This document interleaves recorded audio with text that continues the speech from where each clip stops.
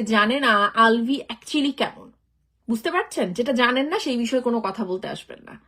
আলভির একজন makeup man থেকে শুরু করে ওই সেটের যে একটা সাধারণ টি বয় সে পর্যন্ত জানে যে আলভি কতটা লুচ্চা, এবং মানে এমন কোন ওই যে নাটকে টাটকে থাকে না যে বোন, তারপর বিভিন্ন চরিত্রে নেয়, কাজের মেয়ের চরিত্রে নেয়, বিভিন্ন চরিত্রে নেয়, সেই মেয়েগুলো পর্যন্ত এই ছেলের কাছে নিরাপদ না। প্রত্যেকটা কিছুই আলভির সাথে ঘটেছে, আলভি ঘটাইছে। হ্যাঁ, তো যার কারণে যেটা জানেন না ওই বিষয়ে কোনো কিছু বলতে আসবেন না। আর যদি পরকীয়াকে সাপোর্টই করেন, একবার মনে রাখবেন আপনার বাড়িতেও বোন আছে। আপনার বোনের হাজবেন্ড যদি এরকম ভাবে কারোর সাথে পরকীয়া করে আপনার বোনকে মৃত্যুর মুখে ঠেলে দেয়, তখন বুঝতে পারবেন এই কথাগুলো বলাটা কতটা সহজ নাকি কঠিন। ঠিক আছে? তো যাই হোক, আমার কথা হচ্ছে কি যে একটা মৃত মানুষ, তাকে আপনারা কাঠগড়ায় দাঁড় করানোর চেষ্টা করছেন, যখন তার কাছ থেকে কোনো অ্যান্সার আসার সুযোগ নেই। যা বলবেন বলতে থাকতেই পারেন এখন। তাই বলে আপনি এবং তিথি যে একটা মানে এক্সট্রা ম্যারিটাল একটা সম্পর্কে আছেন, সেটা আপনাদের এই যে মানে দুজনকে সেভ করার যে একটা বিষয় এখানে বোঝাই যাচ্ছে। রিমু, নাটকের রিমু যে যে আছেন, যে আপু, সে স্পষ্টভাবে লিখেছে, এরকম অনেকেই স্পষ্টভাবে বলছে বারংবার যে আপনার এবং তিথির একটা অঘোষিত হাজবেন্ড ওয়াইফের সম্পর্ক ছিল মিডিয়া পাড়ায়। সবাই জানে এটা। আপনি অনেক রাত করে তিথির বাসায় যেতেন, আপনারা একসাথে সেটে এমন আচরণ করতেন যে Tithi is like your wife and everyone should treat it like her, that kind of যে ওয়াইফ টাইপের ট্রিট করা। ঠিক আছে? তো এত মানুষ, সব মানুষ ভুল, শুধু আপনিও তিথি যেটা বলছেন আপনারা একাই সেটাই ঠিক বলছেন। তিথির বাবা মা সম্পর্কেও কত কথা উঠে আসছে, এগুলো তো একটা মিথ্যে না। তো মানে যেমন গাছ লাগাবো ফল তো সেরকমই পাবো, তো তিথির বাবা মা যেরকম তিথি তো সেরকম হবেই, অন্যের সংসারকে তছনছ করা, তাই না? তো একটা কথা বলবো, দেখুন আইন আসলে কি বলবো, যে বাংলাদেশে এত বড় বড় ঘটনা ঘটে যে আইন সেখানেই কোনো বিচার করে না, ন্যায় বিচার করে না, সেখানে এই পরকীয়ার মহিলা আর লুচ্চা আলভিকে আইন আর কি করবে বলুন? যদি কিছু করতে হয় আমার মনে হয় সচেতন মানুষ হিসেবে, সচেতন নাগরিক হিসেবে আমাদের করা উচিত দ্যাট প্লিজ বয়কট, মানে তাদের সমস্ত কাজ বয়কট করুন। আর এখন দেখবেন ভাইরাল হওয়ার পর কি হয়, কিছু স্টুপিড পার্লারের কিছু মহিলা চলে আসবে, ওদেরকে দিয়ে প্রমোশনের কাজ করানোর চেষ্টা করবে, পিআর পাঠাবে। প্লিজ রিকোয়েস্ট করছি আপনারা যারা পার্লারের ব্যবসা করেন, যাদের এই যে বিভিন্ন রকম আপনারা ব্যবসা করেন, পিআর পাঠাবেন। আপনারাও কিন্তু নারী, হ্যাঁ? তো শুধুমাত্র এখন একজন ভাইরাল হয়েছে, সে খারাপ মানুষ না ভালো মানুষ এগুলো না বুঝে না শুনে, ইনফ্যাক্ট আপনারা চোখের সামনে দেখছেন তারা খারাপ, তারা এতটা জঘন্য চরিত্রের মানুষ, এরা সমাজকে নষ্ট করছে, একটা মেয়েকে মৃত্যু দিকে ঠেলে দিয়েছে, মেরে ফেলেছে। তো সেক্ষেত্রে তাদেরকে দিয়ে প্রমোশনের কাজ করানোর আগে না প্লিজ 100 বার চিন্তা করুন যে এটা কিন্তু আপনার পরিবারে কোনো মেয়ের সাথেও ঘটতে পারে। সো রিকোয়েস্ট করবো যে তাদেরকে দিয়ে কোনো প্রমোশনের কাহিনী কিছু এগুলো করতে যায় না, এতটা মানে হীন মন মানসিকতার মানুষ আপনারা হয়েন না। ঠিক আছে?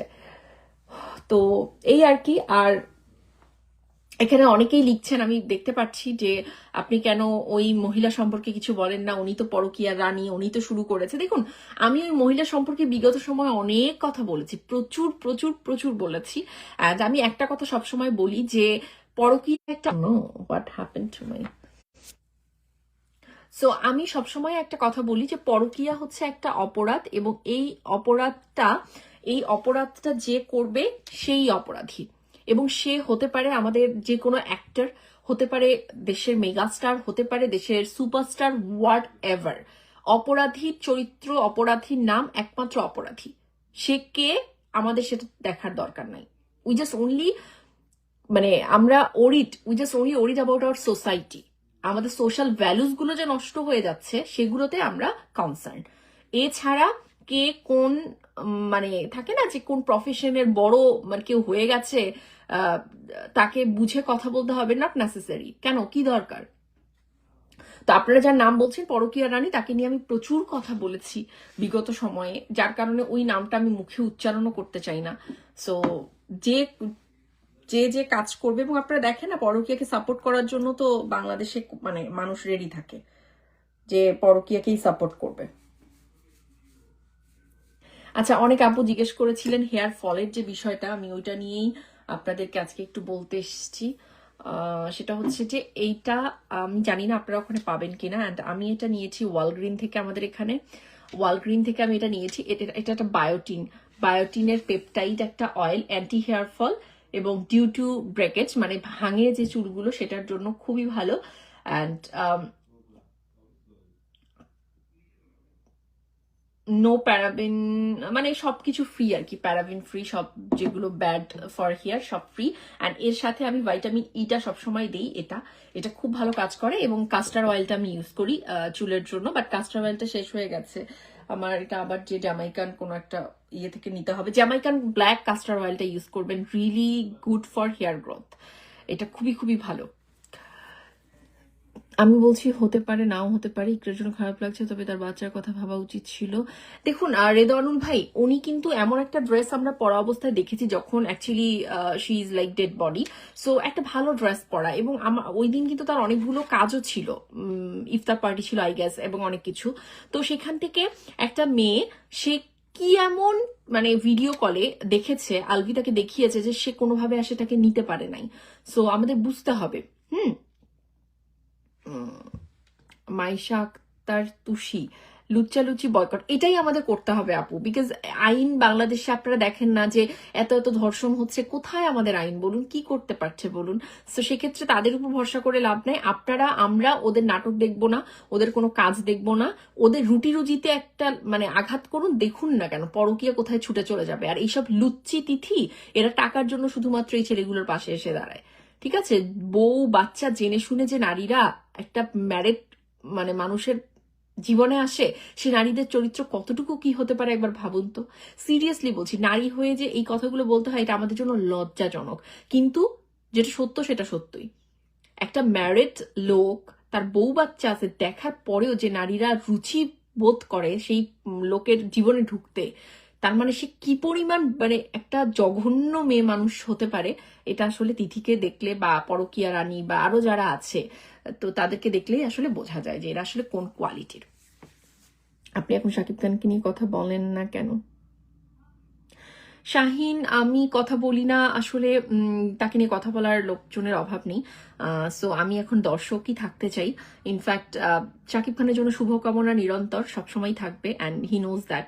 So like we have a very good relationship আমার এবং বাপ্পার সাথে। ভাইয়ার রিলেশন যেটা অ্যাজ বিফোর যেরকম ছিল এখন ঠিক সেরকমই আছে। সো বাট যাই হোক, সেটাকে আমরা আর আসলে সামনে আনতে চাই না।